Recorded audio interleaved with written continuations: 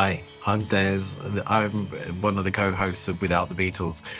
We're an interesting podcast, I think.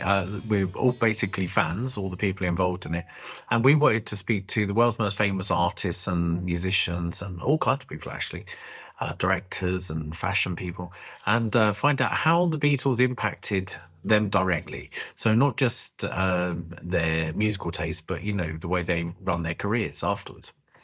And so this is just a very brief video to say, go and check out the podcast Without the Beatles. We're on YouTube, we're on Spotify, we're on Apple, all the usual places.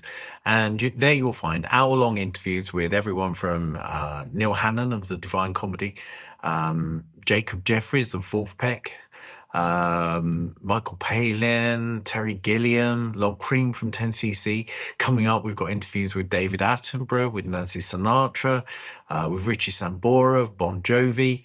We did all this off our own backs. We've managed to get all these people, because they're all Beatle obsessives to talk. And I think you'll enjoy the chats we're having. Do go check it out. Next week, we've got a new episode coming out with Chris White, who's the bass player and one of the key songwriters, along with Rod Argent of the Zombies, one of the original British Invasion bands.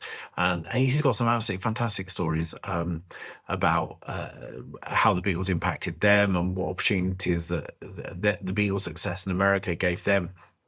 Things that are still felt to this day. I was at a thing last week with the Zombies, with Chris and Colin Blunston, and the audience was full of young people who've discovered their album Odyssey and Oracle, which couldn't have happened without the Beatles going before them. So check it out. You'll find lots of things that you probably haven't even heard before.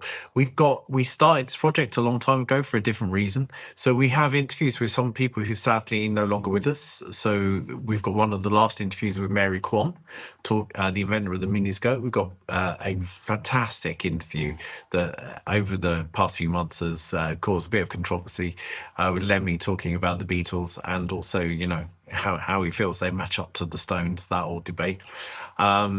We also have coming up a very long and fantastic interview with someone who became a friend of mine, Neil Innes, and that's brilliant too. Neil's just such a great interviewee. You'll enjoy if you're a Beatle fan. Go check us out, Without the Beatles, on all the platforms.